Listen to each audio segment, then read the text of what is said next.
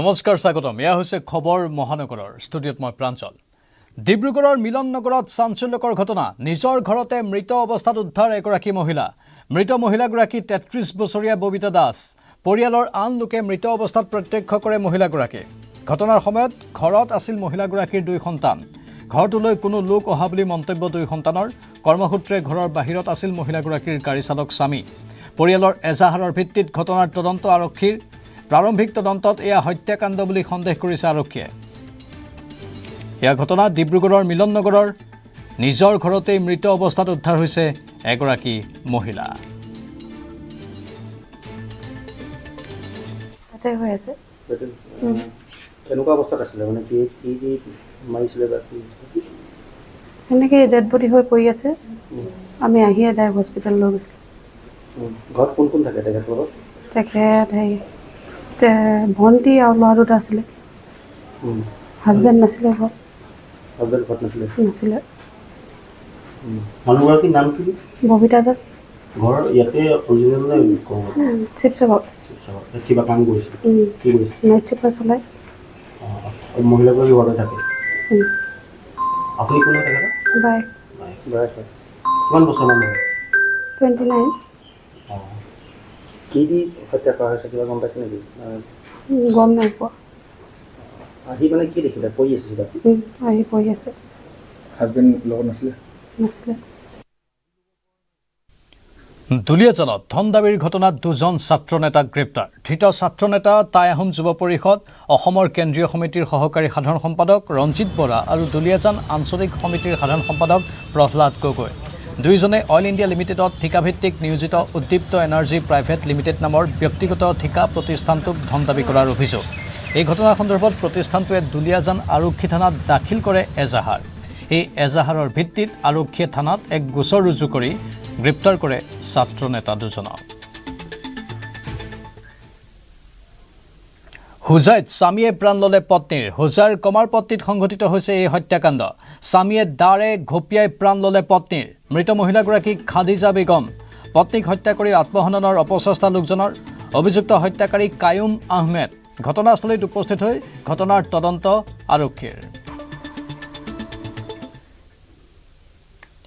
গুৱাহাটীৰ তৰুণ নগৰত এইবাৰ চাঞ্চল্যকৰ লুটপাট ৰজত কমল বঁটা প্ৰাপক প্ৰযোজক বিউটি সভা পণ্ডিতৰ বাসগৃহত অস্ত্ৰধাৰী দুৰ্বৃত্তৰ লুটপাট নিৰুপম এপাৰ্টমেণ্টৰ পঞ্চম মহলাত সংঘটিত হৈছে লুটপাটৰ ঘটনা প্ৰযোজক বিউটি সভা পণ্ডিতৰ ঘৰত প্ৰৱেশ কৰিছিল অস্ত্ৰধাৰী তিনি ডকাইতে মুখত কাপোৰ বান্ধি অহা ডকাইতৰ দলটোৰ হাতত আছিল চোকা অস্ত্ৰ চিচিটিভিত বন্দী হৈছে তিনি ডকাইতে ঘৰত প্ৰৱেশ কৰাৰ দৃশ্য অস্ত্ৰধাৰী ডকাইতৰ দলটোৱে লুটি নিলে সোণৰ অলংকাৰ আৰু মূল্যৱান সামগ্ৰী ঘৰত কোনো নথকাৰ সুযোগ লৈ অস্ত্ৰধাৰী ডকাইতে চলালে লুটপাট ইপিনে চাঞ্চল্যকৰ লুটপাটৰ ঘটনা পোহৰলৈ অহাৰ পিছতে ঘটনাস্থলীত আৰক্ষীৰ দল উপস্থিত হৈ আৰম্ভ কৰিছে ঘটনাৰ তদন্ত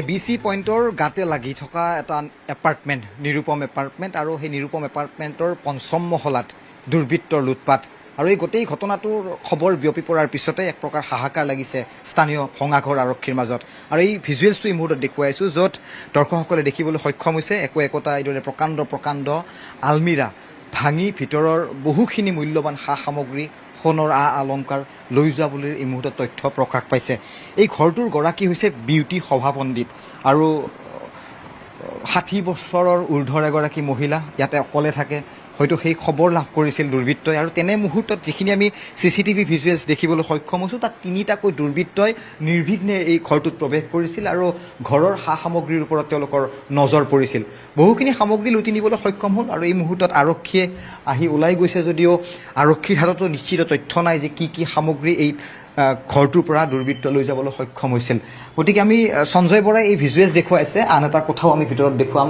য'ত আমি দেখিবলৈ সক্ষম হ'ম বয় বস্তুবোৰ সম্পূৰ্ণৰূপে ইয়াত লণ্ডভণ্ড হৈ থকাৰ অৱস্থাত দেখিবলৈ পোৱা গৈছে আৰু চিচিটিভি ভিজুৱেলছত স্পষ্টভাৱে মুখমণ্ডল ঢকা টুপি পিন্ধি অহা তিনিটাকৈ দুৰ্বৃত্তৰ মুখমণ্ডল বা তেওঁলোকৰ কাৰুকাৰ্য ইতিমধ্যে বন্দী হৈছিল কেমেৰাত বিউটি সভা পণ্ডিত পুনৰ কৈছোঁ এই মহিলাগৰাকী ইয়াত অকলে থাকে সেই খবৰটোৱে হয়তো দুৰ্বৃত্তই পূৰ্বানুমান বা আগতে খবৰ লাভ কৰিছিল আৰু তাৰপিছত এই ধৰণৰ এটা পৰিস্থিতি বাথৰুম খোলা আছে ভিতৰৰ বয় বস্তু ইয়াত লণ্ডভণ্ড হৈ আছে বাইদেউ আপুনি ক'ৰবালৈ গৈছিল চাগে ন মই তেজপুৰলৈ গৈছিলোঁ কিবা এটা সকাম আছিলে মোৰ জোঁৱাই মাক ঢুকালে শ্ৰাদ্ধৰ কাৰণে গৈছিলোঁ সোণৰ অলংকাৰ নিছে আৰু কি কি নিব পাৰে নিছে আৰু এনেকৈ পাৰ্লৰ ছেট টেট এইবোৰ নিছে পইচা পাতি একো নিয়া নাই আৰক্ষী আহিল পুলিচ আহি গ'ল অঁ সেই বৰপেটা ডঙৰকুছিত লাট মণ্ডলৰ ঘৰত অভিযান লাট মণ্ডল সুৰজিৎ ডেকাৰ ঘৰত CM ভিজিলেন্সৰ অভিযান লাট মণ্ডল সুৰজিৎ ডেকাৰ বিৰুদ্ধে দুৰ্নীতিৰ অভিযোগ দুৰ্নীতিগ্ৰস্ত ACS বিষয়া নুপুৰ বৰাৰ সৈতে মিলি দুৰ্নীতি কৰাৰ অভিযোগ পূৰ্বে বৰপেটা আৰু বাঘবৰ ৰাজচক্ৰৰ লাট মণ্ডল আছিল সুৰজিৎ নুপুৰ বৰাই বৰপেটাৰ ৰাজচক্ৰ বিষয়া হৈ থকাৰ সময়তেই সংঘটিত হৈছিল দুৰ্নীতিৰ ধনেৰে বৰপেটাৰ বিভিন্ন স্থানত মাটি সম্পত্তি কৰাৰ অভিযোগ সুৰজিতৰ বিৰুদ্ধে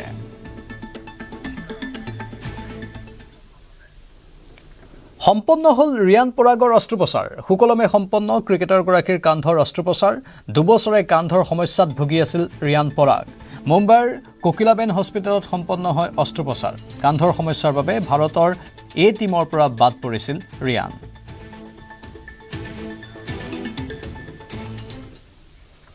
মাজুলীৰ শালমাৰীত কৰুণ ঘটনা ই-ৰিক্সাৰ পৰা পৰি 6 বছৰীয়া ছাত্ৰীৰ কৰুণ মৃত্যু বিদ্যালয়ৰ জৰুৰী কামৰ বাবে আধাৰ কাৰ্ড বনাবলৈ গৈ পথ দুৰ্ঘটনাত পতিত হৈ কৰুণ মৃত্যুক সাৱটি ল'লে দিশা কুলি নামৰ কণমানি ছাত্ৰীগৰাকীয়ে বুধবাৰে ঢকুৱাখনাৰ সোণাৰী চাপৰিত সংঘটিত হৈছিল এই দুৰ্ঘটনা বিদ্যালয়ৰ পৰা জৰুৰীভাৱে আধাৰ কাৰ্ড জমা দিবলৈ কোৱা হৈছিল যাৰ বাবে মাক মণি কুলিয়ে প্ৰথমে কণমানি কন্যাক লৈ মাজুলীৰ নতুন বজাৰৰ আধাৰ কেন্দ্ৰলৈ গৈছিল কিন্তু তাত ভিৰ তথা আধাৰ কাৰ্ড লিংক কৰাৰ অন্তিম দিন বুলি জানিব পাৰি মাক জীয়েক জৰুৰীভাৱে ঢকুৱাখনালৈ ৰাওনা হৈছিল চলন্ত ই-ৰিক্সাৰ পৰা হঠাতে পৰি যায় কণমানি দিশাকুলি গুৰুতৰভাৱে আঘাতপ্ৰাপ্ত ছাত্ৰীগৰাকীক ততাতৈয়াকৈ চিকিৎসালয়লৈ নিয়া হয় যদিও চিকিৎসকে মৃত বুলি ঘোষণা কৰে আধাৰ কাৰ্ডৰ সময়সীমাৰ হেঁচাই কেনেকৈ এটি নিষ্পাপ শিশুৰ জীৱন কাঢ়ি ল'লে তাক লৈ এতিয়া সমগ্ৰ অঞ্চলটোত শোকাকুল পৰিৱেশে বিৰাজ কৰিছে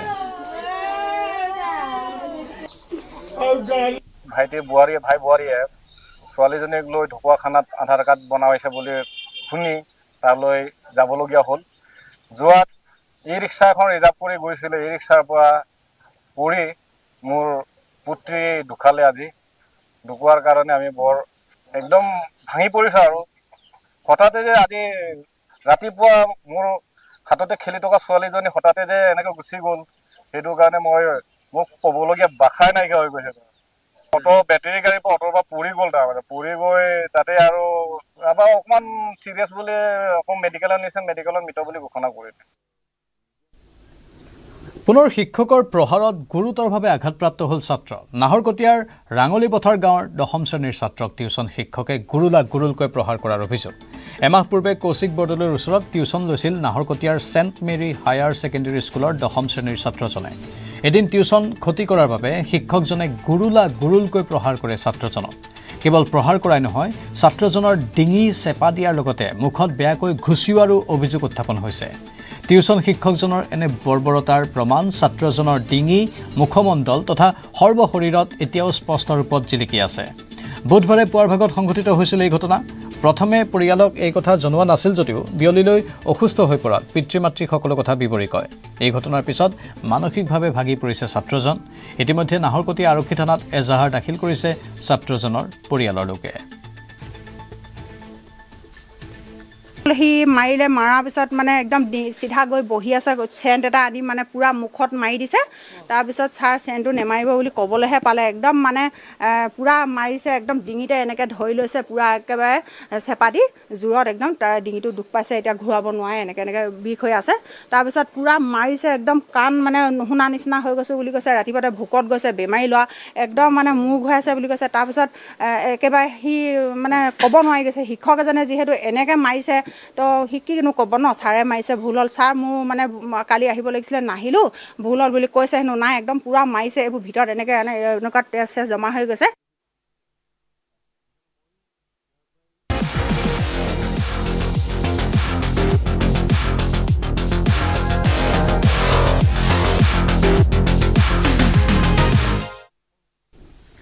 আজিৰে পৰা ফুটবলৰ মহাৰণ বিশ্বকাপ ফুটবল প্ৰতিযোগিতা এখন কিন্তু উদ্বোধনী অনুষ্ঠান হ'ব 3খন আমেৰিকা মেক্সিকো আৰু কানাডাৰ যুটীয়া উদ্যোগত অনুষ্ঠিত হ'ব ফিফা বিশ্বকাপ 2026 উদ্বোধনী অনুষ্ঠানৰ পৰাই পৃথক হ'ব এইবাৰৰ বিশ্বকাপ ফিফা বিশ্বকাপৰ ইতিহাসত প্ৰথমবাৰলৈ 3খন দেশত পৃথক উদ্বোধনী অনুষ্ঠানৰ আয়োজন কৰিছে ফিফাই। 3খন আয়োজক দেশতেই পৃথকে অনুষ্ঠিত কৰা হ'ব 3টা উদ্বোধনী সংগীতানুষ্ঠান। মেক্সিকোৰ উদ্বোধনী অনুষ্ঠান ভাৰতীয় সময় অনুসৰি আজি নিশা 10:30 বজাত মেক্সিকো চিটিৰ ষ্টেডিয়ামত হ'ব প্ৰথম তথা মূল উদ্বোধনী অনুষ্ঠান। মেক্সিকোৰ উদ্বোধনী অনুষ্ঠানৰ মূল আকৰ্ষণ হ'ল পপ কুইন চাকিৰাৰ লগতে আৰু নাইজেৰিয়ান তাৰকা বাৰ্না বয়ে এইবাৰৰ বিশ্বকাপৰ অফিচিয়েল থিম ছং ডাই ডাই গীতটো পৰিৱেশন কৰিব। ইয়াৰ উপৰি জে বেলভিন, টাইলা, আলেহান্দ্ৰো ফাৰ্নাণ্ডেছ, বেলিণ্ডা, ডেনি অ'চেল, লীলা ডাউন্স আৰু জনপ্ৰিয় মেক্সিকান পপ বেণ্ড মানাই পৰিৱেশন কৰিব অনুষ্ঠান। ভাৰতীয় সময় অনুসৰি 12 জুনৰ মাজনিশা 12:30 বজাত মেক্সিকো বনাম দক্ষিণ আফ্ৰিকাৰ মাজত অনুষ্ঠিত হ'ব ফিফা বিশ্বকাপৰ উদ্বোধনী খেল। ভাৰতীয় সময় অনুসৰি 12 জুনৰ নিশা 11 বজাত কানাডাৰ টৰণ্টো ষ্টেডিয়ামত অনুষ্ঠিত হ'ব ফিফাৰ উদ্বোধনী অনুষ্ঠান। কানাডাৰ উদ্বোধনী অনুষ্ঠানত অংশগ্ৰহণ কৰিব বলিউডৰ অভিনেত্ৰী তথা নৃত্যশিল্পী নোৰা ফাটেহীয়ে। কানাডাৰ উদ্বোধনী অনুষ্ঠানত কানাডাৰ বিখ্যাত গায়িকা এলানিছ মৰিছেট আৰু জনপ্ৰিয় পপ তাৰকা মাইকেল বুব্লে অংশগ্ৰহণ কৰিব। উদ্বোধনী অনুষ্ঠানৰ পাছত ষ্টেডিয়ামখনত ফিফা বিশ্বকাপৰ দ্বিতীয়খন খেলত মুখামুখি হ'ব কানাডা আৰু বচনিয়া। ভাৰতীয় সময় অনুসৰি আমেৰিকাত 13 জুনৰ পুৱা 5 বজাত অনুষ্ঠিত হ'ব ফিফাৰ উদ্বোধনী অনুষ্ঠান। আমেৰিকাৰ লছ এঞ্জেলছ ষ্টেডিয়ামত অনুষ্ঠিত হ'ব লগা ফিফাৰ উদ্বোধনী অনুষ্ঠানত ভাগ ল'ব বিশ্বখ্যাত পপ তাৰকা কেটি পেৰী, বিখ্যাত ৰেপাৰ ফিউচাৰ, ব্ৰাজিলিয়ান পপ গায়িকা অনিতা আৰু কে পপ তাৰকা লিছাৰ লগতে নাইজেৰিয়ান এফ্ৰ'বিটছ তাৰকা ৰেমা আৰু টাইলাই। আমেৰিকাৰ উদ্বোধনী অনুষ্ঠানৰ পাছতে লছ এঞ্জেলছ ষ্টেডিয়ামত বিশ্বকাপৰ তৃতীয়খন খেলত মুখামুখি হ'ব আমেৰিকা আৰু পেৰাগুৱে।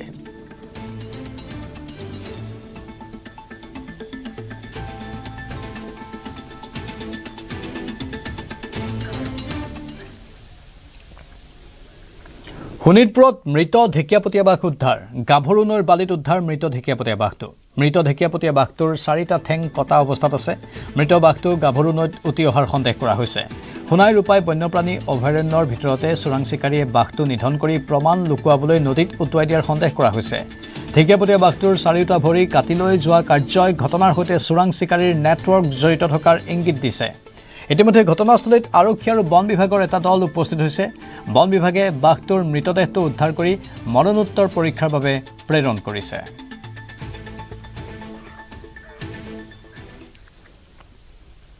শোণিতপুৰৰ মাজবাটত চাঞ্চল্যকৰ হত্যাকাণ্ড। দাঁৰ ঘাপত মৃত্যু এগৰাকী মহিলাৰ। ঘাতক নৰসিং পানিকাক গ্ৰেপ্তাৰ মাজবাট আৰক্ষীৰ। মৃত মহিলাগৰাকী ষ্টেচন ব্লকৰ নিবাসী গীতা স্বৰ্গীয়াৰে। মৃত মহিলাগৰাকীৰ পুত্ৰই খবৰ দিয়ে মাজবাট আৰক্ষীক। ঘটনাস্থলীত মাজবাট আৰক্ষী উপস্থিত হৈ গীতা স্বৰ্গীয়াৰীৰ মৃতদেহ উদ্ধাৰ কৰি মৰণোত্তৰ পৰীক্ষাৰ বাবে হস্পিটেললৈ প্ৰেৰণ কৰে। ইপিনে হত্যাকাণ্ড সংঘটিত কৰিয়েই পলায়ন কৰিছিল যদিও আৰক্ষীয়ে ঘাতক নৰসিং পানিকাক গ্ৰেপ্তাৰ কৰিবলৈ সক্ষম হয়। বিশেষ সূত্ৰৰ মতে পাৰিবাৰিক কণ্ডলৰ বাবেই হত্যাকাণ্ড সংঘটিত হোৱাৰ সন্দেহ কৰা হৈছে। জনে মাৰিছে তাৰ নাম কি? নৰসিং পানিকা। তোমাৰ কি হয়? মোৰ আগত যে ফ্ৰেণ্ড আছিলে, মই তাৰ লগত বিয়া হৈছিলোঁ। লগত আমি থাকিম বুলি তাক মই এৰিছোঁ। আজি 1.5 মাহমান বেছি হৈছে। সি মোক জোৰ জবৰদস্তি ৰাখিব বিচাৰে। মোৰ ডকুমেণ্টছো ৰাখি দিছে। সি মোক নাথাকিলে মোৰ মাকক মাৰি পেলাই দিলে। কাজিৰঙাৰ অগৰাতলিত 2 চোৰাং চিকাৰী গ্ৰেপ্তাৰ। ধৃত চোৰাং চিকাৰী জিন্তু ওৰাং আৰু চাৰবাং ৰংহাং। বন বিভাগ আৰু গোলাঘাট আৰক্ষীয়ে চলাইছিল অভিযান। গড় হত্যাৰ পৰিকল্পনাৰে প্ৰৱেশ কৰিছিল কাজিৰঙাত। অভিযানত 2টা হস্তনিৰ্মিত বন্দুক আৰু এখন বাইক জব্দ কৰা হয়। ধৃত জিন্তু ওৰাঙৰ ঘৰ গোলাঘাটৰ 2 নম্বৰ গেলেকীত। ধৃত চাৰবাং ৰংহাঙৰ ঘৰ কাৰ্বি আংলঙৰ দলামৰাত। সত্ৰনগৰী মাজুলীত অবৈধ সুৰাৰ ওপৰত চলিল আৰক্ষীৰ ৰোলাৰ। দৰবাৰ চাপৰিত আৰক্ষীয়ে ৰোলাৰেৰে নষ্ট কৰিলে বৃহৎ পৰিমাণৰ অবৈধ সুৰা। আৰক্ষী প্ৰশাসন তথা আবকাৰী বিভাগে মাজুলীৰ ভিন্ন প্ৰান্তত অভিযান চলাই জব্দ কৰিছিল বৃহৎ পৰিমাণৰ সুৰা। দীৰ্ঘদিন ধৰি একাংশই মাজুলীত চলাইছিল অবৈধ সুৰাৰ ৰমৰমীয়া বেহা। সচেতন ৰাইজৰ অভিযোগৰ পিছতেই অবৈধ সুৰা বেপাৰীৰ বিৰুদ্ধে একশ্যনত নামে মাজুলী আৰক্ষী প্ৰশাসন।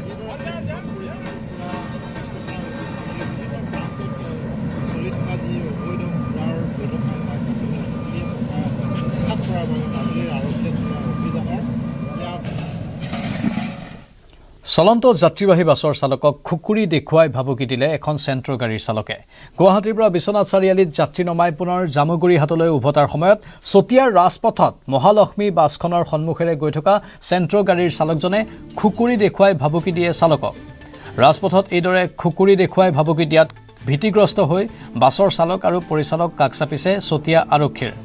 এই ঘটনাই সমগ্ৰ অঞ্চলটোত সৃষ্টি কৰিছে তীব্ৰ চাঞ্চল্যৰ। কুকুৰীখন উলিয়াই যিটো মোচন দেখুৱাইছে সেইটো মোচনত আমি ভয় খাইছোঁ। আজি আমি 200-300 কিলোমিটাৰ অহা যোৱা কৰি থাকোঁ ডেইলি ৰেগুলাৰ। বহুত গাড়ী পাওঁ, বহুত ৰাস্তা দিয়ে পাওঁ, কিন্তু তেনেকুৱা আজিলৈকে অসভ্যালি দেখুৱা নাই। কিন্তু আজি যিটো অসভ্যালি পালোঁ, কিন্তু আমি হয়তো ৰখি দিয়া হয় তেওঁতো এটেক কৰিলে হৈছেগৈ। আমি ৰখি নিদিলোঁ কাৰণে, আমি থানালৈকে আহিলোঁ কাৰণে সেইকাৰণে ইমানখিনি তেওঁ সাহ কৰিব নোৱাৰিলে। তাৰপিছত হ'লেও 3-4জন তেওঁ ওলাই আহিছিল, কিন্তু থানাত ৰখাই দিয়া কাৰণে তেওঁলোকেও চাগে ভয় খালে, কিন্তু তেওঁলোক পলাই দিলে। এতিয়া আমাৰ পুলিচ প্ৰশাসনে কি সিদ্ধান্ত লয়, বহুত ভয় খাইছে চাগে। খাইছোঁ, কাৰণ ময়ো ঘৰৰ এটা ল'ৰা। মোৰ দেউতা পুলিচত কৰিছিলে, দেউতা ৰিচেণ্টলি আজি বেছি দিন হোৱা নাই ঢুকুৱা, আৰু মই অকলশৰীয়া ল'ৰা। এতিয়া ৰাতি শুবলৈও ভয় লগা নিচিনা হৈছে। তেওঁলোক ৰাতি আহি যাবও পাৰে নেকি, চিনিয়ে পায় বা আমাক কিবা এটেক ল'ম বুলি ভাবি আছে নেকি, কাৰণ আমি এইখন গাড়ীত সদায় চলি থাকোঁ একেৰাহে। সেইকাৰণে অকণ ভয় ভাৱ এটা চলি আছে। ঘৰৰ মাইকী মানুহৰ মা আৰু মই অকলে, তেওঁলোকেও অকণ ভয় কৰি আছে যে কি কাৰণত তোক এনেকুৱা কৰিলে। আৰু ইয়াৰ ঘৰতো সেই তেনেকুৱা অকলশৰীয়া ইও, মাক বাপেক, ইয়াৰ মাক আছে, দেউতাক নাই, ঘৰৰ ককায়েক আছে। সেইকাৰণে চবৰে ভয় ভাৱ এটা সোমাই থাকে মনত। লাভ জেহাদীক কঠোৰ শাস্তি বিহাৰ দাবীৰে শালকুছা আৰক্ষী চকী ঘেৰাও কৰিলে ৰাইজে। হিন্দু পৰিচয়েৰে লাভ জেহাদত লিপ্ত হোৱা প্ৰবঞ্চকে এটা আত্মসহায়ক গোটৰ পৰাও সৰকাই নিলে 2 লাখ টকা।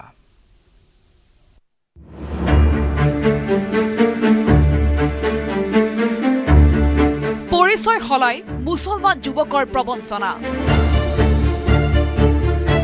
লাভ জেহাদক লৈ চাপৰত উত্তেজনা। লাভ জেহাদীক কঠোৰ শাস্তি বিহাৰ দাবীত শালকুছা আৰক্ষী চকী ঘেৰাও কৰি প্ৰতিবাদ ৰাইজৰ।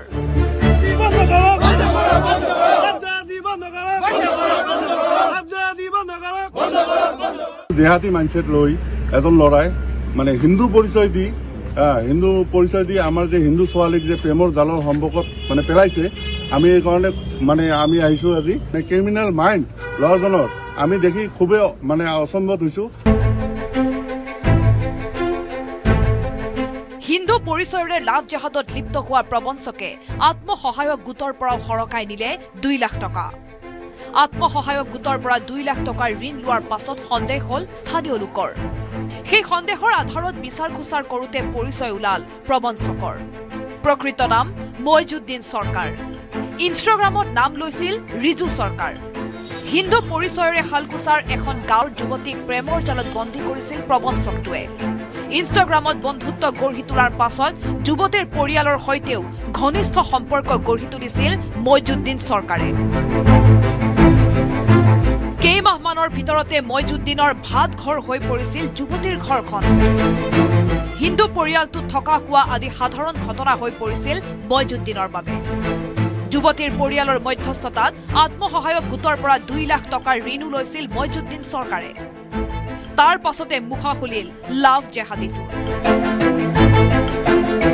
পৰিচয় সলাই হিন্দু যুৱতীক প্ৰেমৰ জালত বন্দী কৰা মইজুদ্দিন চৰকাৰৰ বিৰুদ্ধে আৰক্ষীৰ কাষ চাপিব লগা হ'ল বিশ্ব হিন্দু পৰিষদৰ লগতে বজৰং দলৰ কাৰ্যকৰ্তা। ধৰি লৈ আহিছে আহাতে আৰু আমি আহিছোঁ এতেহে আচল কথাখিনি কৈছে আৰু কি বোলে মই মুছলিম ল'ৰা হম বুলি কৈছে। ল'ৰাটো প্ৰথমে কি নাম পৰিচয় দিছিল? ৰিজু চৰকাৰ। ক'ত ঘৰ বুলি কৈছিল? গৌৰীপুৰ। 2 লাখ টকা লৈছে আপোনাৰ পৰা? কিহৰ কাৰণে লৈছে পইচাটো? গাড়ী কিনাৰ কথা কৈ মোৰ পৰা 2 লাখ টকা লৈছে। আৰু ৰাইজে মোৰতো একলৰে নহয় না, 10জন আছে, 10জন গ্ৰুপৰ পৰা লৈছো। গ্ৰুপৰ টকা লৈছে? 1 মাস হয় নাই, মানে কিস্তি দিয়ে নাই। সমনাগৰিক সংহিতা প্ৰণয়ন কৰা ৰাজ্য চৰকাৰক লাভ জেহাদৰ বিৰুদ্ধেও কঠোৰ আইন অনাৰ দাবী হিন্দুত্ববাদী দল সংগঠনৰ।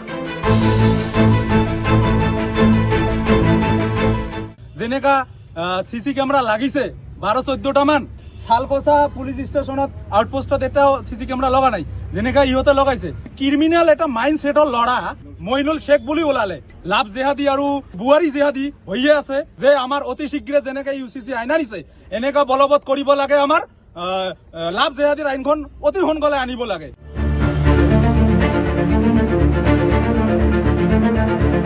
লাভ জেহাদী মইজুদ্দিন চৰকাৰক কঠোৰ শাস্তি বিহাৰ দাবীৰে দল সংগঠনে উত্তাল কৰিলে শালকুচা আৰক্ষী চকী।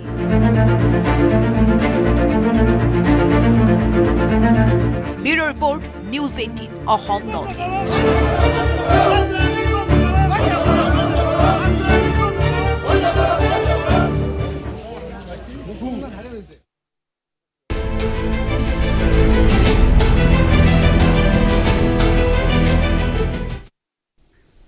পশ্চিমবংগৰ প্ৰাক্তন মুখ্যমন্ত্ৰীৰ সংগ এৰিছে এগৰাকীৰ পাছত আন এগৰাকী ৰাজ্যসভাৰ সাংসদে। সুখেন্দু শেখৰ ৰয়, সুস্মিতা দেৱৰ পাছত ৰাজ্যসভাৰ সাংসদ পদ এৰিলে প্ৰকাশ বৰাইকে। একেটা সপ্তাহতে তিনিগৰাকীকৈ তৃণমূল কংগ্ৰেছৰ সাংসদৰ পদত্যাগ। মমতা বেনাৰ্জীৰ বাবে আন এক মুখ্যম আঘাত প্ৰকাশ বৰাইকৰ এই পদত্যাগ। প্ৰকাশ বৰাইকৰ পদত্যাগৰ লগে লগে ৰাজ্যসভাত তৃণমূল কংগ্ৰেছৰ সাংসদৰ সংখ্যা 10 গৰাকীলৈ হ্ৰাস পালে।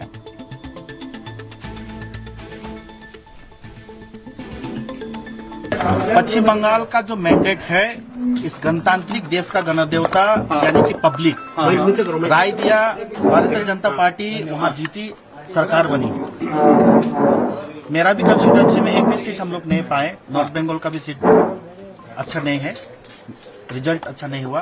इस मैंडेट को देखते हुए मुझको भी लगा कि ना अब रहना ठीक नहीं है, मैं अपना पद से भी इस्तीफा दिया, पार्टी से भी इस्तीफा। क्या ममता बनर्जी से आपकी बातचीत हुई? नहीं मतलब सिर्फ रिजल्ट ही एक वजह थी और भी कुछ कोई नाराजगी? रिजल्ट ही एक वजह। मैं दूसरा कोई टॉपिक पे बात कर रहा हूं। नहीं मैं दूसरा कोई टॉपिक। सर, क्या आप लोग एक्सपेक्ट कर रहे हैं कि आपका मर्जर होगा बीजेपी के साथ में? उस समय का इंतजार कीजिए। गिर जाएंगे। देखिए मेरा उम्र ज्यादा नहीं है, अरे गिर जाएंगे। पॉलिटिक्स में क्या करना है वो समय के इंतजार कीजिए, समय का प्रतीक्षा। 19 গৰাকী সাংসদৰ বিদ্ৰোহ। তৃণমূল কংগ্ৰেছত 19 গৰাকী সাংসদে বিৰোধিতা কৰিছে মমতা বেনাৰ্জীৰ। বিসম্বাদী তৃণমূল কংগ্ৰেছৰ সাংসদৰ তালিকা প্ৰকাশ।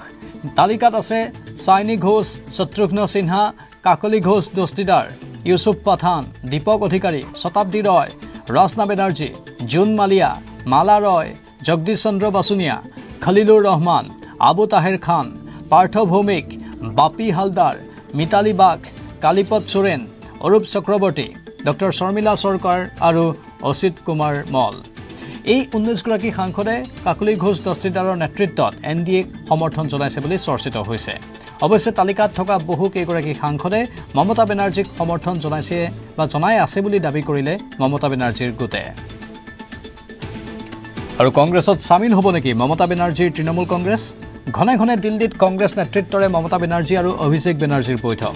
কংগ্ৰেছৰ নেত্ৰী সোনিয়া গান্ধীয়ে মমতা বেনাৰ্জীক বিশেষ প্ৰস্তাৱ দিয়া বুলি সৰব চৰ্চা। মমতা বেনাৰ্জীক কংগ্ৰেছত চামিল হৈ গুৰু দায়িত্ব অৰ্পণ কৰা হ'ব বুলি প্ৰস্তাৱ সোনিয়া গান্ধীৰ। মমতা বেনাৰ্জীৰ ভতিজাক অভিষেক বেনাৰ্জীকো ৰাষ্ট্ৰীয় সম্পাদকৰ পদ দিয়াৰ প্ৰস্তাৱ কংগ্ৰেছৰ। এই খবৰে চৰ্চা লাভ কৰিছে যদিও এতিয়ালৈকে মন্তব্য দিয়াৰ পৰা বিৰত আছে পশ্চিমবংগৰ প্ৰাক্তন মুখ্যমন্ত্ৰী মমতা বেনাৰ্জী। দিল্লীত কেইবাখনো গুৰুত্বপূৰ্ণ বৈঠকৰ পাছত কলকাতালৈ ঘূৰি আহিল মমতা বেনাৰ্জী। কিন্তু এতিয়াও দিল্লীতেই বাহৰ পাতি আছে অভিষেক বেনাৰ্জীয়ে। দুয়োটা দলে সহযোগিতাৰে ৰাজনৈতিক যুঁজ কৰাৰ পৃষ্ঠপোষকতা সোনিয়া গান্ধীৰ। পশ্চিমবংগত নিৰ্বাচনত পৰাভূত হোৱাৰ পাছত তৃণমূল কংগ্ৰেছত সূচনা হৈছিল বিদ্ৰোহৰ। মমতা বেনাৰ্জীৰ সংগ এৰিছে বিধায়ক সাংসদে। এনে সময়তে কংগ্ৰেছৰ সৈতে ঘনিষ্ঠতা বৃদ্ধি পাইছে মমতা বেনাৰ্জীৰ। এই ঘনিষ্ঠতা আৰু সঘন বৈঠকৰ বাবেই চৰ্চা লাভ কৰিছে কংগ্ৰেছত তৃণমূল কংগ্ৰেছৰ চামিলকৰণৰ প্ৰসংগই। প্ৰধানমন্ত্ৰী নৰেন্দ্ৰ মোদীৰ অধ্যক্ষতাত নতুন দিল্লীৰ ৰাষ্ট্ৰপতি ভৱনত নীতি আয়োগৰ 11 সংখ্যক গভৰ্ণিং কাউন্সিলৰ বৈঠক। এই উচ্চস্তৰীয় বৈঠকত কেন্দ্ৰ আৰু ৰাজ্যসমূহৰ মাজত এক সহযোগিতামূলক দৃষ্টিভংগীৰে দেশৰ সামগ্ৰিক উন্নয়ন ত্বৰান্বিত কৰাৰ দিশত আলোচনা হয়। এই বৰ্ষৰ বৈঠকৰ মূল বিষয়বস্তু হৈছে বিকশিত ভাৰত 2047ৰ বাবে অন্তৰ্ভুক্তিমূলক মানৱ সম্পদ উন্নয়ন। 2047 চনৰ ভিতৰত ভাৰতক এক উন্নত ৰাষ্ট্ৰ হিচাপে গঢ়ি তোলাৰ লক্ষ্যৰে বৈঠকত আলোচনা কৰা হয়। প্ৰতিখন ৰাজ্যৰ মুখ্যমন্ত্ৰীসকলে ভাগ লৈছে বৈঠকত। কেন্দ্ৰীয় গৃহমন্ত্ৰী অমিত শ্বাহ, প্ৰতিৰক্ষা মন্ত্ৰী ৰাজনাথ সিং আৰু নীতি আয়োগৰ উচ্চপদস্থ বিষয়াসকলে বৈঠকত অংশগ্ৰহণ কৰে।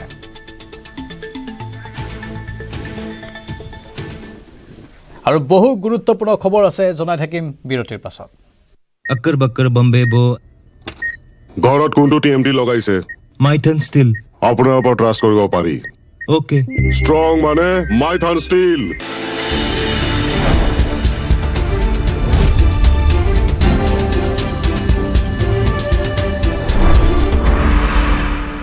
अक्कर बक्कर बम्बे बो ঘৰত কোনটো TMT লগাইছে माइथन स्टील আপোনাৰ ওপৰত ট্ৰাষ্ট কৰিব পাৰি ओके ষ্ট্ৰং মানে মাইথান ষ্টীল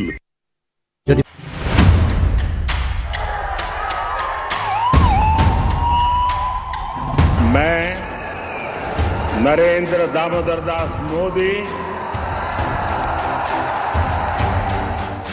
অনিৰুদ্ধ অপ্ৰতিৰোধ অদম্য যাত্ৰা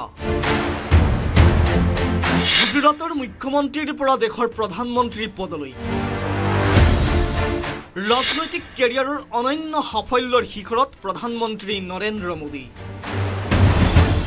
জৱাহৰলাল নেহৰুৰ অভিলেখ ভংগৰে মোদীৰ স্বৰ্ণীল ইতিহাস 10 জুনত জৱাহৰলাল নেহৰুৰ অভিলেখ ভংগ কৰি গণতান্ত্ৰিকভাৱে নিৰ্বাচিত হোৱা সৰ্বাধিক দিন কাৰ্যভাৰ গ্ৰহণ কৰি থকা প্ৰধানমন্ত্ৰী হিচাপে পৰিগণিত হ'ল নৰেন্দ্ৰ মোদী দেশত প্ৰথমবাৰলৈ লোকসভা নিৰ্বাচন হৈছিল 1952 চনত 13 মে 1952 চনত প্ৰধানমন্ত্ৰী হিচাপে শপত লৈছিল জৱাহৰলাল নেহৰুৱে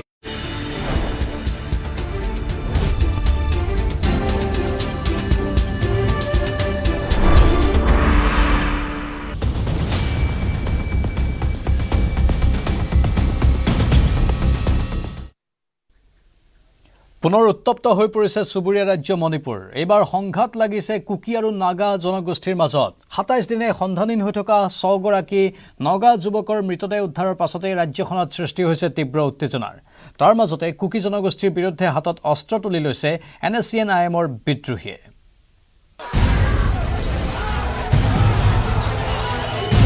মণিপুৰ পুনৰ উত্তপ্ত জুইত চাৰখাৰ কেইবাটাও বাসগৃহ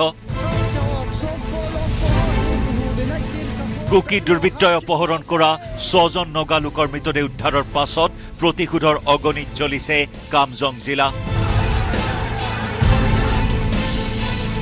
কুকি দুষ্কৃতিকাৰীৰ বিৰুদ্ধে হাতত অস্ত্ৰ তুলি লৈছে NSCN-IMৰ বিদ্ৰোহীয়ে বৃহস্পতিবাৰে কাহিলি পুৱা কুকি গাঁৱত চলিল NSCN-IMৰ ভয়ংকৰ আক্ৰমণ পুৱা 5 বজাত হঠাৎ দপদপাই জ্বলি উঠিল কুলতাহ কুকি গাঁৱৰ কেইবাখনো ঘৰ তাংখুল জনগোষ্ঠীৰ সশস্ত্ৰ বিদ্ৰোহীয়ে জ্বলাই দিয়াৰ পাছত গুলিয়াই হত্যা কৰিলে গীৰ্জাৰ 2 জন মুৰব্বীক 2 জন কুলতাহ কুকি গাঁৱৰ গীৰ্জাৰ কৰ্মকৰ্তা এজন গীৰ্জাৰ প্ৰধান ডিকন আনজন গীৰ্জাৰ যুৱ সভাপতি নগা জনগোষ্ঠীৰ 6 জন অপহৃতৰ মৃতদেহ উদ্ধাৰৰ পাছত NSCN-IMৰ সংহাৰী ৰূপত আতংকিত মণিপুৰবাসী 13 মেৰ দিনা কুকি দুৰ্বৃত্তই লেলিন ভাইপে গাঁৱৰ পৰা অপহৰণ কৰিছিল নগা লোককেইজনক তাৰ পাছতেই নগা লোকেও অপহৰণ কৰিছিল 14 জন কুকি জনগোষ্ঠীৰ লোকক কিন্তু 9 জুনত 14 গৰাকী কুকি অপহৃতক মোকলাই দিলে নগা সমাজে তাৰ ঠিক 24 ঘণ্টা পাছতে 6 জন নগা লোকৰ মৃতদেহ উদ্ধাৰৰ ঘটনাক সহজভাৱে ল'ব পৰা নাই নগা জনগোষ্ঠীৰ লোকসকলে অপহৰণৰ 27 দিন পাছত 6 জন লোকৰ মৃতদেহ উদ্ধাৰৰ পুতক তুলিবলৈ NSCN-IMে হাতত অস্ত্ৰ তুলি লোৱাৰ পাছত পুনৰ অশান্ত হৈ উঠিছে মণিপুৰৰ পৰিস্থিতি 6 অপহৃতৰ মৰণোত্তৰ পৰীক্ষা সম্পন্ন হোৱা Jawaharlal Nehru institute of medical ছায়েন্সলৈ ফোন বৈছে অগণন লোকৰ পৰিস্থিতি নিয়ন্ত্ৰণৰ বাবে সেনা আৰু অৰ্ধসামৰিক বাহিনীৰ লগতে আৰক্ষীৰ লোক হস্তম হৈ থকাৰ পাছতো কমা নাই কুকি আৰু নগা জনগোষ্ঠীৰ সংঘাত ইম্ফলৰ পৰা বিশ্বজিৎ মেইটেৰ report news 18 Assam north east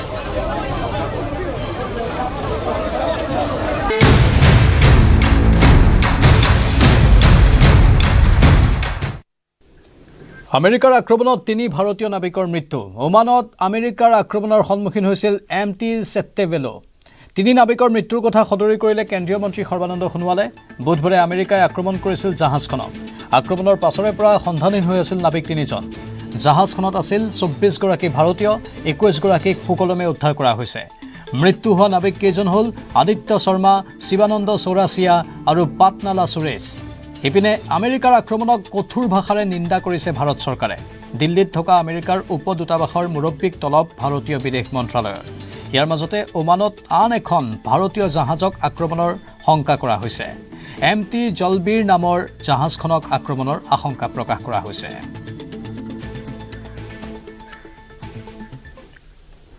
আনফালে ইৰাণক পুনৰ আক্ৰমণ আমেৰিকাৰ ইৰাণৰ কেইবাটাও স্থানত এয়াৰ ষ্ট্ৰাইক আমেৰিকাৰ এই আক্ৰমণৰ পাছতে হৰমুজ প্ৰণালী পুনৰ বন্ধ কৰি দিছে ইৰাণে জাহাজ চলাচল বন্ধ ঘোষণা কৰিছে ইৰাণে অৱশ্যে ইৰাণৰ এই দাবীক নস্যাৎ কৰিছে আমেৰিকাৰ ৰাষ্ট্ৰপতি ডোনাল্ড ট্ৰাম্পৰ মতে শান্তি চুক্তিৰ আলোচনাৰ বাবে বিলম্ব কৰি আছে ইৰাণে আলোচনা নোহোৱালৈকে আমেৰিকাই হেঁচা প্ৰয়োগ কৰি থাকিব বুলি উল্লেখ ডোনাল্ড ট্ৰাম্পৰ আমেৰিকাৰ আক্ৰমণৰ প্ৰত্যুত্তৰত ইৰাণে কুৱেইট আৰু বাহৰেইনত থকা আমেৰিকাৰ সেনাৰ ঘাটিত আক্ৰমণ কৰে উৰে নিশা আমেৰিকাই কৰা আক্ৰমণৰ পাছত পুনৰ উত্তেজনা বৃদ্ধি পাইছে মধ্যপ্ৰাচ্যত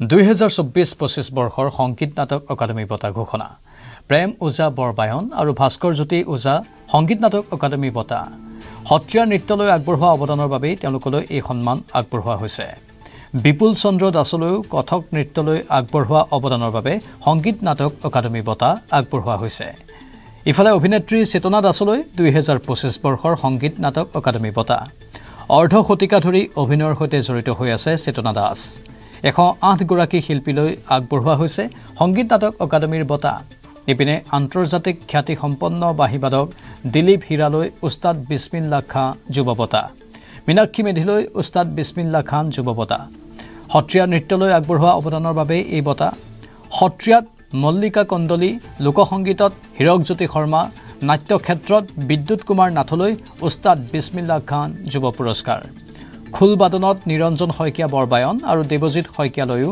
উস্তাদ বিছমিল্লা খান যুৱ পুৰস্কাৰ বঁটা ঘোষণা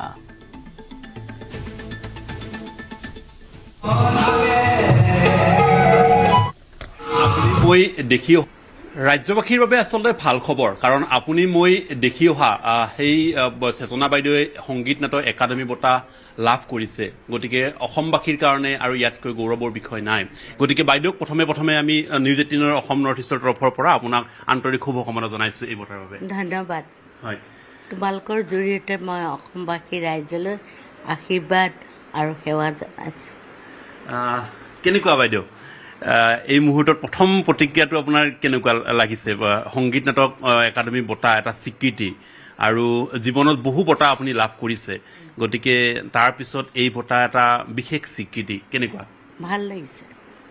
ভাল লাগিছে তাকে মানে আৰু কাম কৰিবলৈ অনুপ্ৰাণিত হ'ম আচলতে এই যিটো আপোনাৰ আৰম্ভণি কিদৰে আৰম্ভণি হয় এই আজি এই পৰ্যায় আৰু হয়তো সপোনো আছিলে যে সংগীত নাটক একাডেমী বঁটালৈকে সপোনো নিশ্চয় প্ৰতিগৰাকী শিল্পীৰ থাকে অকণমান মনত কম বেছি পৰিমাণে যেতিয়া ষ্টেজবিলাকত যাওঁ তেতিয়া এনাউন্সমেণ্ট কৰি দিয়ে সংগীত নাটক বঁটা বিজয়ী অমুক প্ৰমুক এনেকৈ কৈ দিয়ে যে বেলেগক তেতিয়া অকণ অনুভৱ কৰোঁ ইমান সৰু মানে ইয়াং কিছুমানে পাইছে ভাল হৈছে ইমান মানে তেওঁলোকৰ ভাল কামৰ স্বীকৃতি এটা পাইছে গতিকে ভাল লাগে এই বঁটাৰ জৰিয়তে আপোনাক আৰু অধিক দায়বদ্ধতা আগবঢ়ালে বা হয়তো আৰু দায়িত্বটো বাঢ়িল এতিয়া নতুন হয়তো কিবা পৰিকল্পনা চাগে আপোনাৰ চলি আছে যে কেনেকুৱা ধৰণৰ পৰিকল্পনা আগন্তুক দিনত অসমৰ ৰাইজে আৰু কেনেকুৱা ধৰণৰ ছবি বা অন্যান্যসমূহ পাব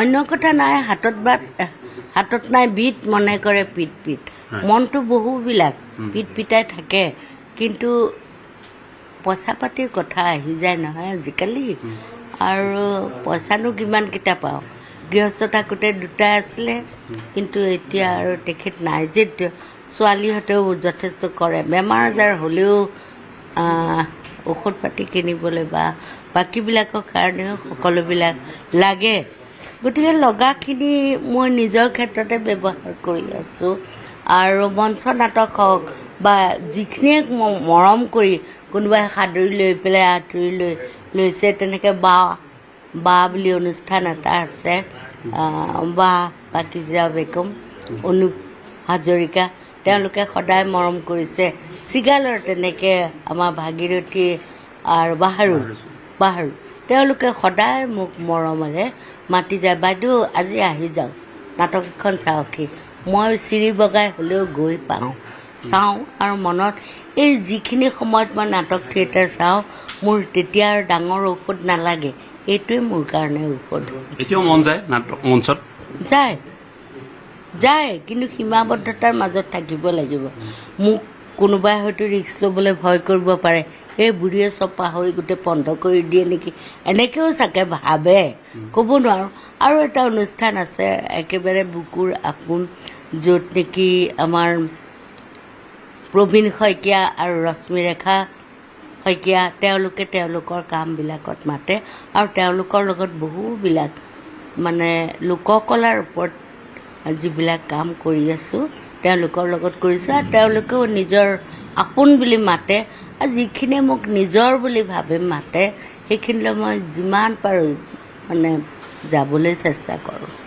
ধন্যবাদ বাইদেউ। আৰু এয়া চেতনা দাস, আৰু তেখেতৰ সৈতে আমি কথা পাতিলোঁ। আজি তেখেতৰ যিহেতুকে যোৱাকালি ভাগত সংগীত নাটক একাডেমী বঁটা ঘোষণা হৈছে, আৰু তেখেতে অসমৰ 5গৰাকী শিল্পীৰ ভিতৰত তেখেতেও ইয়াত নাম লৈছে। গতিকে অসমবাসীৰ বাবে এটা গৌৰৱৰ মুহূৰ্ত এই মুহূৰ্তত, আৰু তেখেতক এই মুহূৰ্তত পুনৰবাৰ আমি আন্তৰিক শুভকামনা জনাইছোঁ।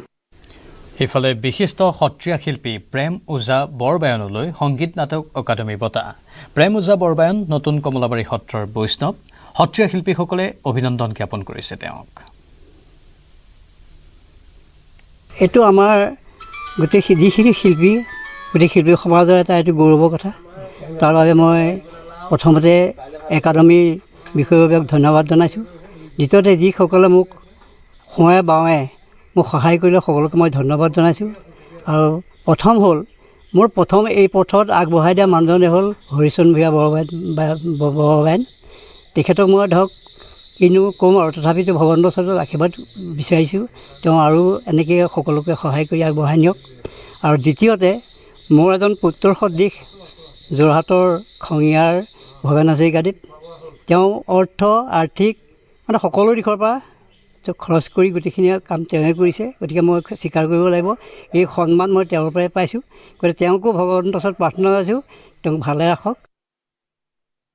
ভাৰতৰ সাংস্কৃতিক মন্ত্ৰণালয়ে ইতিমধ্যে সংগীত নাটক একাডেমীৰ তালিকা প্ৰকাশ কৰিছে 2024-25 বৰ্ষৰ বাবে, আৰু মাজুলীলৈ এই সংগীত নাটক একাডেমীৰ সত্ৰীয়া নৃত্যৰ বাবে মাজুলীৰ নতুন কমলাবাৰী সত্ৰৰ প্ৰেম ওজা বৰবায়নে এইবাৰ সংগীত নাটক একাডেমী বঁটা লাভ কৰিবলৈ সক্ষম হৈছে।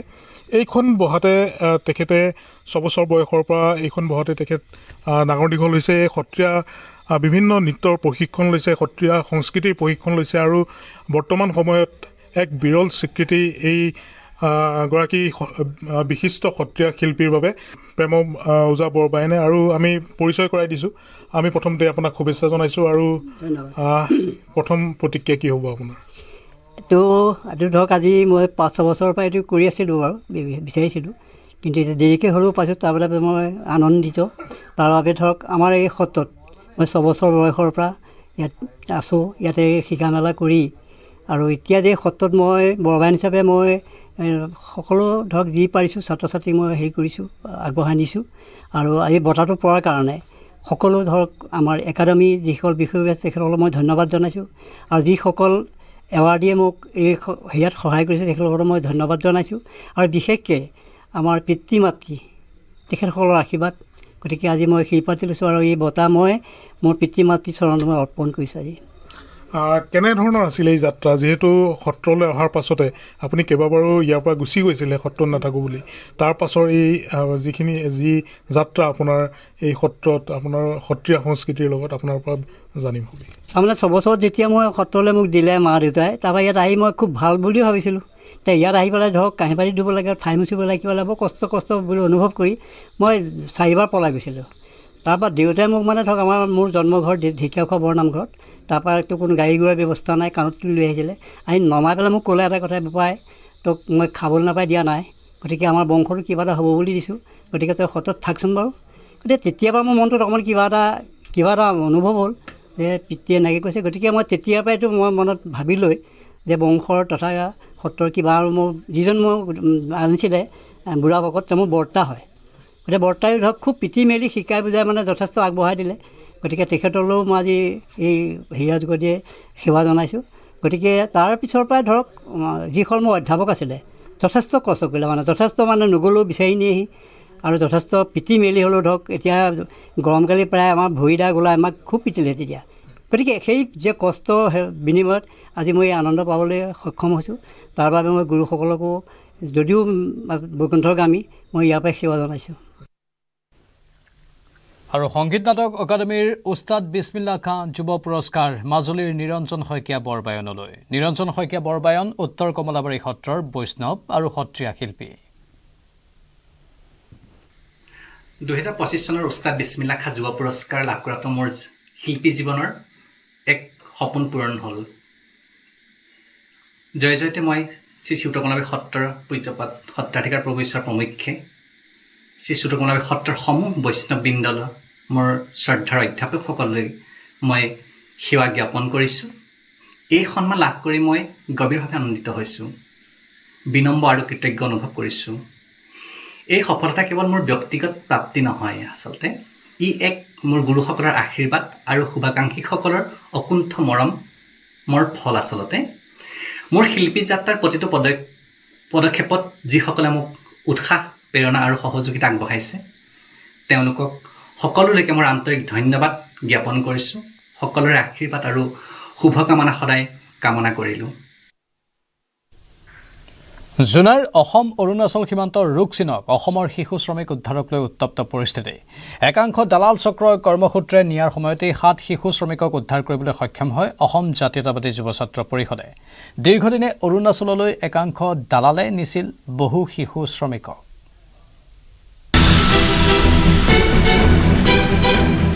জুনাইত শিশু শ্ৰমিক উদ্ধাৰক লৈ উত্তপ্ত পৰিস্থিতি। শিশু সৰবৰাহকাৰীৰ কবলৰ পৰা উদ্ধাৰ 7 শিশু। ৰুকচিন সীমান্তত পুৱাই সৃষ্টি হ'ল হাহাকাৰ পৰিস্থিতি।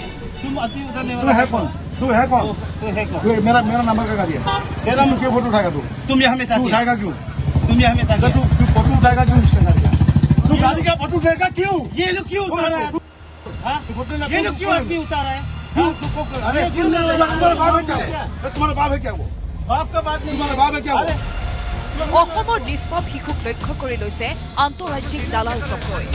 এইবাৰ অসম অৰুণাচল সীমান্তৰ ৰুকচিনত উন্মোচিত হ'ল শিশু শ্ৰমিক সৰবৰাহৰ এক ভয়ংকৰ তথ্য। तो हम जेन्युइन से कर रहे हैं, 13 इयर्स का लड़का काम कर सकता है क्या? वो बोले तो जेन्युइन लड़का, आप जेन्युइन चाइल्ड लेकर क्यों ये वो क्या है? हम यूनियन का सेक्रेटरी है, जो प्रेसिडेंट है, तब तो आप क्यों बोल रहे हैं? आप क्यों बोला है? तब तो आप क्यों बोला है? वो काम कर सकता है बोल के 13 इयर्स का लड़का काम कर सकता है क्या? वो बोलिए तो आप बोलिए तो क्यों नहीं बोला है? वो लड़का का घर में खाना नहीं है, खाना ढूंढने है, वो बोला है। এক বিশেষ সূত্ৰৰ খবৰৰ ভিত্তিত অসম জাতীয়তাবাদী যুৱ ছাত্ৰ পৰিষদৰ এটা দলে আজি পুৱাই চলাইছিল এক দুঃসাহসী অভিযান। অৰুণাচল প্ৰদেশৰ বিভিন্ন প্ৰান্তলৈ কাম কৰাৰ উদ্দেশ্যে নিয়াৰ সময়তেই ছাত্ৰ সংগঠনটোৱে দালালৰ কবলৰ পৰা উদ্ধাৰ কৰিবলৈ সক্ষম হয় 7 গৰাকীকৈ শিশু শ্ৰমিকক। ইফালে ছাত্ৰ সন্থাৰ কৰ্মীসকলে যেতিয়াই শিশুকেইটাক উদ্ধাৰ কৰিবলৈ আগবাঢ়ি যায় তেনে সময়তে একাংশ সৰবৰাহকাৰী আৰু স্থানীয় লোকে অভিযানকাৰী দলটোক তীব্ৰ বাধা প্ৰদান কৰে, যাৰ পৰিণতিত সীমান্ত অঞ্চলটোত কিছু সময়ৰ বাবে উত্তেজনাময় পৰিস্থিতিৰ সৃষ্টি হয়। हम यूनियन का सेक्रेटरी है, जो प्रेसिडेंट है, तब तो आप क्यों बोल रहे हैं? आप क्यों बोला है? तब तो आप क्यों बोला है? वो काम कर सकता है बोल के 13 इयर्स का लड़का काम कर सकता है क्या? वो बोलिए तो উত্তেজনা ইমানেই বৃদ্ধি পায় যে পৰিস্থিতি নিয়ন্ত্ৰণ কৰিবলৈ জুনাই আৰক্ষী তৎপৰ হৈ পৰিবলগীয়া হয়। প্ৰশ্ন হয়, ক'ৰ পৰা অনা হৈছিল এই শিশুসকলক?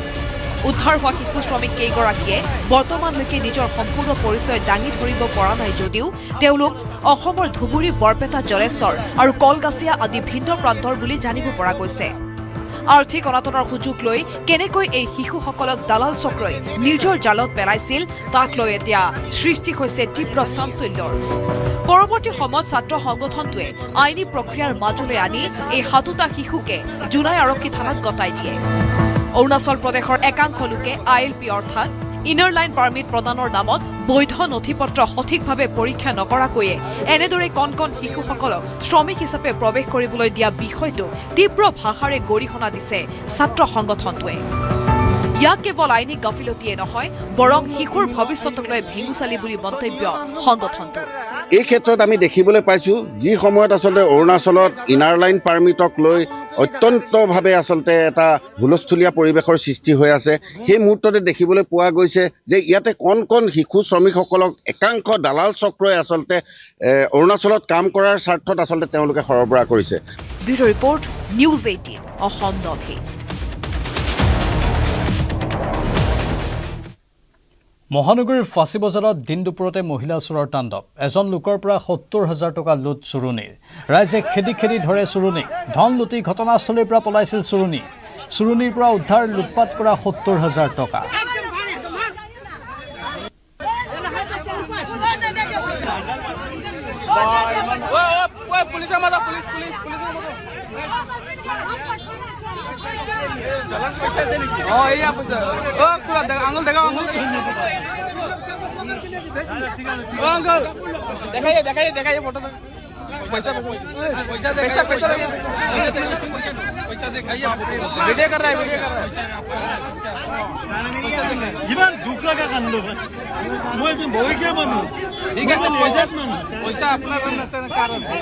কিমান টকা আছিল?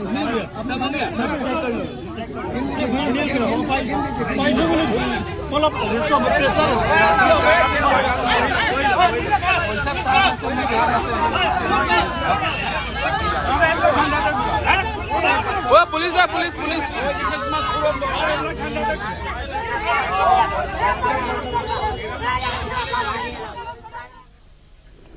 মেঘালয়ৰ ভাৰত বাংলাদেশ সীমান্তত বাংলাদেশীৰ আক্ৰমণাত্মক ৰূপ। অবৈধ বাংলাদেশীক BSFে পুছবেক কৰাৰ সময়তেই BGBৰ সন্মুখতে বাংলাদেশে কৰিলে শিলাবৰ্ষণ। কাইটিয়া তাৰৰ সিপাৰৰ পৰা BSF তথা ভাৰতীয় নাগৰিকলৈ শিলাবৰ্ষণ কৰে বাংলাদেশী নাগৰিকে। অবৈধ বাংলাদেশীৰ পুছবেকক লৈ মেঘালয়ৰ নন্দীৰ চৰত বিৰাজ কৰে চেপা উত্তেজনাই। ভাৰতত অবৈধভাৱে প্ৰৱেশ কৰি আশ্ৰয় লৈ থকা ষষ্ঠী চন্দ্ৰ বৰ্মন নামৰ বাংলাদেশীটোক পুছবেকৰ চেষ্টা চলাইছিল BSFে। কিন্তু নিজ দেশৰ নাগৰিককেই উভতাই ল'বলৈ নিবিচাৰে বাংলাদেশীয়ে। অৱশ্যে প্ৰায় 20 ঘণ্টাৰ পিছত বাংলাদেশে গ্ৰহণ কৰিলে বাংলাদেশী নাগৰিকজনক। BSFে পুছবেক কৰা বাংলাদেশী নাগৰিকজন ৰাজশ্বাহী জিলাৰ চামলাই গাঁৱৰ বাসিন্দা।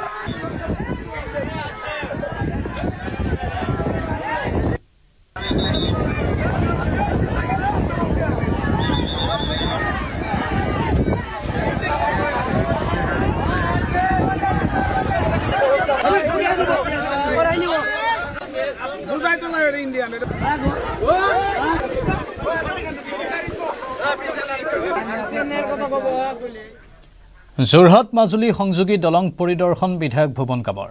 জিলা আয়ুক্তক লগত লৈ যোৰহাট মাজুলী সংযোগী দলঙৰ নিৰ্মাণ কাৰ্যৰ বুজ লয় বিধায়কগৰাকীয়ে। বৰ্তমানলৈ 35% সম্পূৰ্ণ হৈছে দলংখনৰ নিৰ্মাণ কাৰ্য। ইপিনে নিৰ্মাণাধীন দলংখনৰ যোৰহাট দিশে হৈছে প্ৰবল খহনীয়া। 28 জুনত যোৰহাট দিশৰ খহনীয়া পৰিদৰ্শন কৰিব নৱনিযুক্ত জলসম্পদ মন্ত্ৰী সুশান্ত বৰগোহাঁয়ে। যোৰহাট মাজুলী সংযোগী যি বহু প্ৰত্যাশিত দলং, সেই দলঙৰ কথাখিনি বাৰে বাৰে আমি ধাৰাবাহিকভাৱে কৈ আহিছোঁ যে এই দলংখনৰ যিহেতু এখন আশাৰ সেতু আৰু সকলোৱে আশাৰে বাট চাই আছে এই দলংখন কেতিয়া সম্পূৰ্ণ হ'ব। আৰু আজি মাজুলী সমষ্টিৰ বিধায়ক ভুৱন গাম ডাঙৰীয়াই মাজুলী আয়ুক্তক লগত লৈ ইতিমধ্যে তেওঁ দলং নিৰ্মাণৰ কাম পৰিদৰ্শন কৰিছে। আৰু যিহেতু পূৰ্বৰ যিটো ঠিকাদাৰী প্ৰতিষ্ঠান বদ্ৰী ৰায় কনষ্ট্ৰাকশ্যন, এই ঠিকাদাৰী প্ৰতিষ্ঠানটোৱে সামান্য কাম কৰিয়েই তেওঁলোকে কাম এৰি গুচি যায়। আৰু তাৰ পিছতে মুখ্যমন্ত্ৰী ডক্টৰ হিমন্ত বিশ্ব শৰ্মাৰ তৎপৰতাত SP সিংলা নতুনকৈ এটা ঠিকাদাৰী প্ৰতিষ্ঠানৰ কাম আবণ্টন দিলে। আৰু ইতিমধ্যে এই কাম ঠিকাদাৰী প্ৰতিষ্ঠানে ফেব্ৰুৱাৰী মাহৰ পৰা কাম আৰম্ভ কৰিছে। আৰু মাজুলীৰ বিধায়কগৰাকীয়ে ইতিমধ্যে এই যি আচলতে ইয়াৰ যিসমূহ যোৰহাট দিশৰ যিটো স্থান, সেই স্থান ইতিমধ্যে তেওঁ পৰিদৰ্শন কৰিছে। জানিবলৈ চেষ্টা কৰিম। আজি খুব আনন্দিত হৈছোঁ, কাৰণ কেইদিনমান আগত ভয়তে কাৰণ এইটো ব্ৰিজটো হ'বই নাই এটা ভয়ভাৱ আছিলে। সেই ভয়ভাৱটো এতিয়া আজি নিজে পৰিদৰ্শন কৰাৰ কাৰণে দেখিবলৈ পোৱা নাই। কাৰণ এতিয়া 35% আমাৰ কাম হৈছে আৰু প্ৰত্যেকটো পোষ্টত কাম লাগি গ'ল। মাত্ৰ এই মাজত এটা পোষ্ট পানী ব্ৰহ্মপুত্ৰৰ মাজত থকাৰ কাৰণে কাম ষ্টাৰ্ট কৰিব পৰা নাই। বাকীবোৰ মোটামুটি কাম হৈ গৈছে আৰু টাইমত 28 চনত আমি দিব পাৰিম বুলি আশা কৰিছোঁ। ছাৰ, কিবা পূৰ্বৰ যিটো ঠিকাদাৰী প্ৰতিষ্ঠান আছিল তেওঁলোকৰ কিবা ড্ৰয়িং প্ৰাক্কলনৰ কিবা সলনি কৰিব লগা হৈছে নেকি, নতুন কৰিব লগা হৈছে নেকি তেনেকুৱা? নাই, তেনেকৈ বিশেষকৈ সলনি কৰিবলগীয়া বেছি হোৱা নাই, অকণমান টাচ কৰিবলগীয়া হৈছে, ইমান মেজৰ কিবা টাচ কৰিবলগীয়া হোৱা নাই, আৰু এইমতে কামবোৰ চলি আছে। আৰু খহনীয়া যিহেতু হৈছে এই স্থানত সমস্যা পেলাব বুলি গৰাখহনীয়া এইটোৰ ওপৰত আমাৰ চৰকাৰে চাব, আৰু কেইদিনমান 28 তাৰিখে আমাৰ বিভাগীয় মন্ত্ৰী আহিব, বিভাগীয় মন্ত্ৰীক দেখুৱাম আৰু এইমতে আমি ব্যৱস্থা ল'ম। বাক্সা বৰমাৰ মাধৱপুৰত মোবাইল ফোন কলৰ সন্ত্ৰাস। অচিনাকি ফোন নম্বৰৰ পৰা অসমীয়া বোৱাৰী যুৱতী আৰু স্কুলীয়া ছাত্ৰীক অশ্লীল ইংগিত। গাঁওখনৰ কেইবাগৰাকী বোৱাৰী, যুৱতী, কিশোৰী আৰু ছাত্ৰীলৈ সঘনে অচিনাকি নম্বৰৰ পৰা আহিছে ফোন কল। অশ্লীল ইংগিতৰ লগতে বিদ্যালয়লৈ আহিলে গাড়ীৰে খুন্দিয়াই মৰাৰো ভাবুকি অজ্ঞাত ফোন কলত, যাৰ বাবে এতিয়া ভয়ত বিদ্যালয়লৈ আহিবলৈ বাদ দিছে ছাত্ৰীয়ে। অৱশেষত উপায়ন্তৰ হৈ বৰমা আৰক্ষীৰ কাষ চাপিছে ভুক্তভোগী পৰিয়াল। আৰক্ষীয়ে তৎপৰতাৰে অনুসন্ধান চলাই অব্যাহত ৰাখিছে অভিযান। অশ্লীল ইংগিত আৰু ভয় ভাবুকি দিয়া ফোন নম্বৰৰ তালিকাত আছে 8812977283, 7099034249, 7999436677। ফেচবুক আৰু হোৱাটছএপত ভুৱা একাউণ্ট খুলি এইসমূহ ফোন নম্বৰৰ পৰা প্ৰেৰণ কৰিছে অশ্লীল মেছেজ। এটা অজ্ঞাত নাম্বাৰেদি তাৰমানে বেয়া মেছেজ দিয়ে আৰু অশ্লীল ভিডিঅ' ভাইৰেল কৰিম বুলি ভাবুকি দি, মানে কিবা গাড়ী এক্সিডেণ্ট কৰি মাৰিম বুলি বা চলি অপহৰণ কৰি নিম বুলি এনেকুৱা এটা ভাবুকি দি, ভয় ভাবুকি দি, এতিয়া সিহঁতে যিবোৰ তাৰণাত মানে সিহঁতে ভাত পানী একো নাই, গতিকে আমি থানাত আহিলোঁ, মানে বেয়া অশ্লীল মানে কিছুমান ভিডিঅ' ভাইৰেল কৰিম বুলি ভয় ভাবুকি দি আছে। ভয় ভাবুকি মানে এতিয়া গাড়ী এক্সিডেণ্ট কৰি মাৰিম বুলি কয়, গতিকে ইয়াৰ মানে ল'ৰাটো অপহৰণ কৰি নিম বুলি কয়, আৰু 2-4জন আছে গাঁৱৰ ল'ৰা, সিহঁতকো মানে অলপ ভয় ভাবুকি দি নাম্বাৰবিলাক মানে কিবা ৰেশমিনা বেগম এটা আহি আছে, বা নাজিৰ আলী, আৰু কিছুমান বাহিৰা হেৰিৰ পৰা ক'ৰবা ৱেষ্ট বেংগল লোকেশ্যন দেখুৱাই, এনেকুৱা তাৰমানে কিছুমান নাম্বাৰেৰে